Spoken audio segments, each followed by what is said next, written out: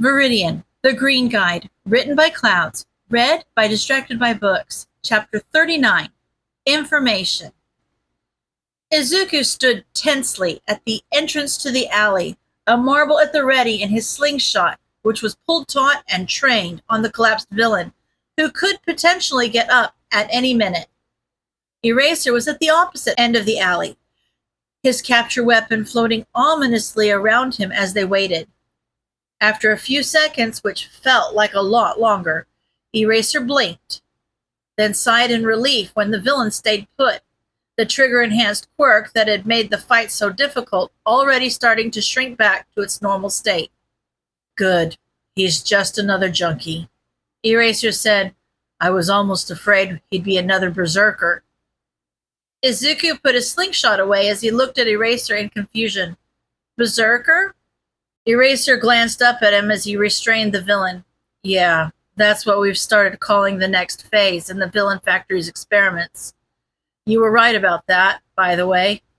That villain you helped apprehend the other day, Hamasaki, wasn't a next-level villain. He was whatever comes after. A berserker.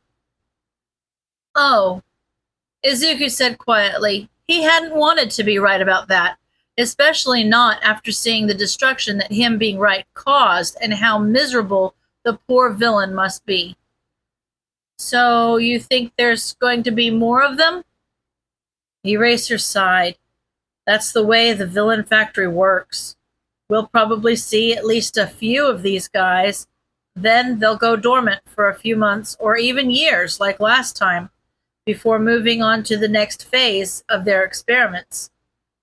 God only knows what they're actually trying to accomplish with all this. Most likely some type of super soldier. Izuku had been thinking about it more and more ever since Hamasaki had been recaptured. With many powerful heroes like All Might out there, most villains' best bet was to run and hide like the sludge villain had when it attacked him. If enough people had permanently strengthened quirks, however, they might even be able to give the number one hero a run for his money, even without his secret weakness. I'm assuming that Hamasaki's alterations were permanent? Eraser nodded. That was the main difference, actually.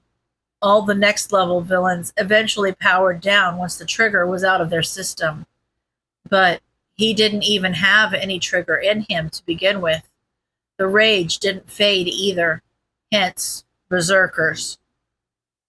Then they're probably getting closer, Izuku said.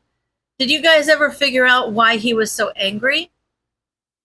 The doctor said it was something to do with his brain attacking itself or something. Eraser looked frustrated as he stood. The rage center was the only part that hadn't been turned into Swiss cheese. An autoimmune response? Izuku frowned. But the experiments didn't trigger that in the next level villains, did they? Nope. Eraser clenched his fist. Besides the extra mutative aspects, they were fine. So something new was introduced. Izuku muttered, then looked up at Eraser, embarrassed. I mean, obviously, since it was a new experiment, but, it's fine, kid. Eraser had tucked his chin into his capture scarf, so Izuku couldn't see his expression clearly. But he didn't sound mad, so that was good. Izuku waited a long moment for Eraser to continue, but he'd apparently said all he wanted to say, so Izuku figured he may as well ask a question that had been bothering him. So, how did Hamasaki escape custody anyway? I thought he was arrested. He didn't escape. He was kidnapped right when we were starting to get somewhere with the interrogation. Eraser growled.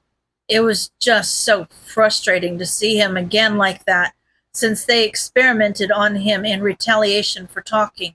But the only clue we got from him was the symbol of evil, which doesn't even lead to anything except for legends. Eraser's eyes widened momentarily as he seemed to remember he was talking to a vigilante who was still a child. Don't look into that. Izuku's brain raced with possibilities. He felt like he'd heard that phrase somewhere before. Probably on one of the various hero forums he browsed, but it was a pretty ominous moniker. especially with the way it played off the symbol of peace. If the person behind the villain factory was trying to be an equal to All Might, it would make sense why he was trying to create an army of super soldiers. So then, I mean it, Viridian. Don't look into that. Eraser sighed. Who am I kidding? You're a suicidal teenager. Of course you're going to look into it. I don't even know why I try. At least you're trying to protect me, Izuku shrugged. I don't think anyone else really cared enough to try, except Mom, of course. So, the symbol of evil? Eraser glared at him, but Izuku simply gave him a bright smile, not really wanting to dig deeper into all the feelings that Eraser's concern was starting to bring up. It'd be a lot more fun to have something to analyze, even if they were just old legends. We're going to talk more about that later, Eraser said sternly. Sure thing, Eraser. Only if Izuku couldn't find some way to redirect the conversation next time it came up. So, about the symbol of evil. Eraser glared at him for another moment before giving in. Fine. From what little I could find, it seems like it was a nickname for some guy who went by the name All for One, back at the dawn of quirks. I don't think the legends are accurate, though, since according to the stories, All for One could give and take other people's quirks. If that were true, it would change everything we knew about quirks. Izuku muttered, so it can't be true. But maybe they're trying to use a drug to produce that effect? It might explain the autoimmune response. If they were trying to introduce a new quirk, then of course the body would attack it. But then why did Hamasaki's quirks just get stronger? Of course, you instantly start analyzing, problem child. Izuku couldn't see Eraser's eyes, but he was 98% certain he was rolling them. Promise me you won't chase any leads on your own, Viridian. That's what official heroes are for, okay, kid? Izuku nodded frantically. I would never do that. If this symbol of evil is really behind the villain factory, then I'd just mess everything up if I went after him alone. Eraser sighed. Good enough. Now get going, kid, and don't die.